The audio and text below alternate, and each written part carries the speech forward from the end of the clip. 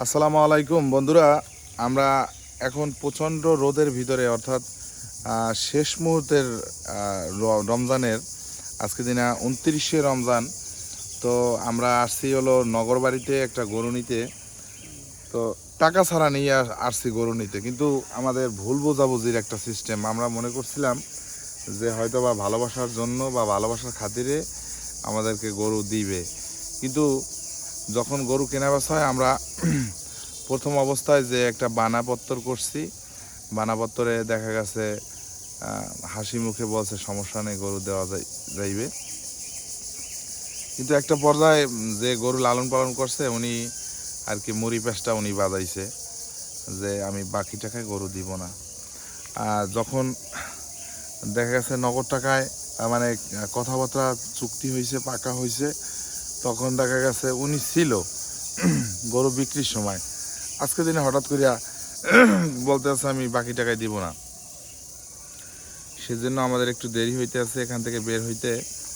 তো আমার উদ্দেশ্য আজকে দিনে এই কথা বলা না, কারণ এই মুহূর্তে এই চেহারা এই মুহূর্তে বসে আছি কারণ সারা রাত্রে ঘুমাইতে পারি নাই।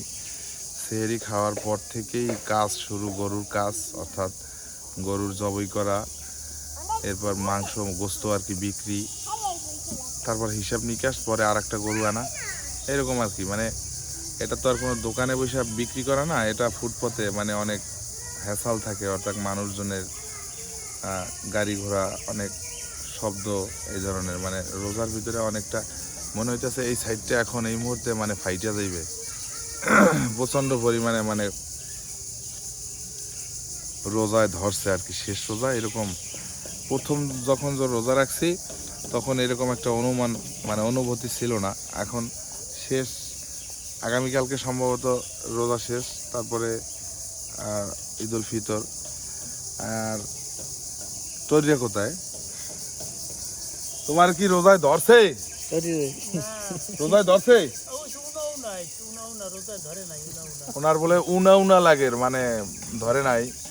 আর উনি তো 12 মাস রোজা থাকে, ওনার মনে একটাও ভাঙ্গে নাই। ঠিক আছে, দেখেন উনি একটাও ভাঙে না, কিন্তু আমাদের চহিদার সে রোজার ইয়া মাইয়া ভাইসা, ঠিক আছে, সে প্রথম বাচ্চার আর কি বাবা। তো চিন্তা ভাবনা করছে যে আর কখনো রোজা ছাড়বে না। দুইটা বাচ্চা দৌড়ে এসে দেখেন কত সুন্দর কিউট। যাই হোক, এখন আমার মূল ব্যাপারটা হলো আমরা মুসলমান, দিন শেষে ঈদুল ফিতরে আমাদের অবশ্যই যেতে হবে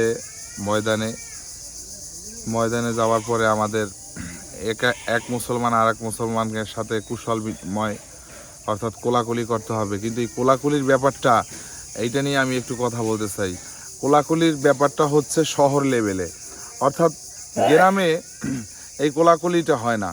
অর্থাৎ মানে কেমন জানি একটা লজ্জা মানে একটা অনুভূতি ভাব করে।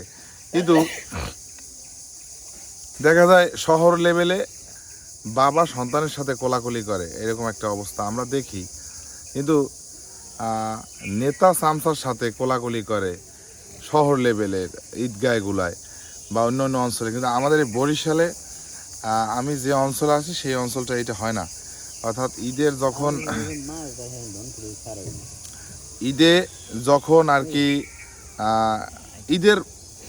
ঈদের মজাটাই হলো কোলাকুলির ভিতরে। যারা এই কোলাকুলি করবেন মানে ঈদের নামাজ শেষে, তখন দেখা যাবে আপনার ভিতরে একটা অনুভূতি ফিল হইবে, আত্মার সাথে আত্মা। ওই যে বলছেন, কিন্তু সে বলছে যে আত্মার সাথে আত্মা মিল হইলেই আর কি এইটা হয়। কিন্তু এই কোলাকুলিটা কিন্তু মহিলাদের সাথে করা যাইবে না ভাই, এইটা কিন্তু তাদের সাথে করা যাইবে না। কোলাকুলিটা করতে হবে জাস্ট ময়দানে বসে, যেমন পুরুষে দুই পুরুষে এরকম মনে করেন জড়াইয়ে ধরতে হইবে। ধরিয়া এদের সাথে মানে একটা কঠিন মতো বুকের সাথে একটা আস্তে করে এরকম লাগাই দিতে হইবে, দেলের সাথে দেল, ঠিক আছে, এরকম। কিন্তু প্রতি বছরে নাই আমরা দুঃখিত, আমি আর শহীদার আর সজিবুল আর টরিয়া, উনি নামাজ পড়ে, ঠিক আছে, ওনার নাম হচ্ছে টরিয়া, হাসান বয়রা নামে চেনে। যাই হোক, এখন আমরা এই 3 ব্যক্তি, এদিকে চাও মাইয়ের বাপ, এদিকে চাও ভাই, এদিকে একটু চাও না।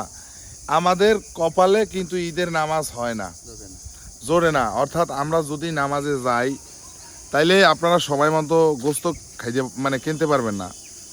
এখন দেশবাসীর কাছে আমাদের একটাই মেসেজ, আবেদন বলেন বা একটা মেসেজ বলেন বা যেটাই বলেন, আমাদের জন্য একটু দোয়া করবেন। কারণ আমরা রোজা রাখি, নামাজ পড়ি, কিন্তু বাট আমরা ঈদের নামাজটা আমাদের এই কপালে হইতে আসে না, কারণ সময়ের জন্য।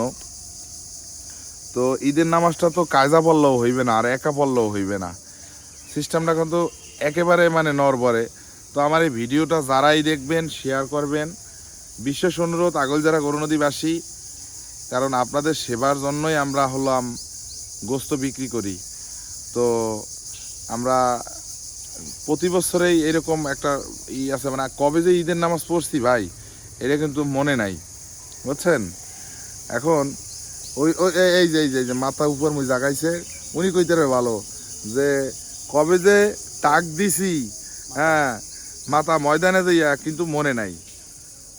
এরকম ঈদে হয় না, কোরবানি তো হয় না ভাই। এখন মূল যে কথা, আপনারা আমাদের জন্য দোয়া করবেন, বুঝছেন, দোয়া করবেন, আইয়া বলবেন যে ভাই আপনাদের জন্য আমরা দোয়া করছি।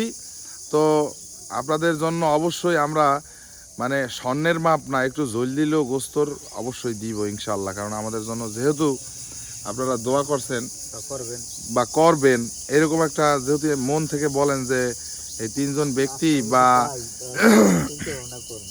আর ভাই সেমাই তো কপালে জোরে না, বুঝছেন।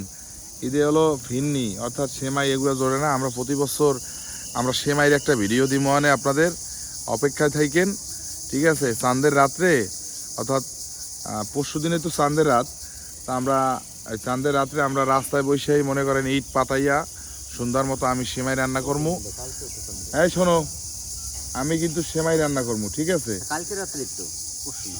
কালকে রাত্রে আলামিন, হ্যাঁ তাহলে কালকে রাত্রে আমরা সেমাই রান্না করবো। আমাদের মানে প্যানেলে যারা আছি, এই তুমি উনি কি করো, উনি সেমাইয়ের কথা উনি গ্যাস সরায় পেট থেকে। যাই হোক প্রিয় বন্ধুরা, আমরা ওকে এখন আমরা সেমাই রান্না করবো। এখন কমেন্ট বক্সে জানাই দেবেন যে ঝুরা সেমাই রান্না করতে কিন্তু নারকেল লাগে, কিন্তু নারকেল যে আবার আশ্রামু এই জিনিস কিন্তু রাস্তায় নাই। এখন লাচ্ছি সেমাই আছে, আর লাচ্ছি সেমাই রান্না করবো না কি সেমাই রান্না করবো, এই জিনিসটা আপনারা কমেন্ট বক্সে অবশ্যই জানাইবেন। আর আপনাদের কাছে আমার অনুরোধ যে আমাদেরকে অবশ্যই আপনারা ঈদের নামাজ পড়ে আমাদের জন্য মন থেকে দোয়া করবেন।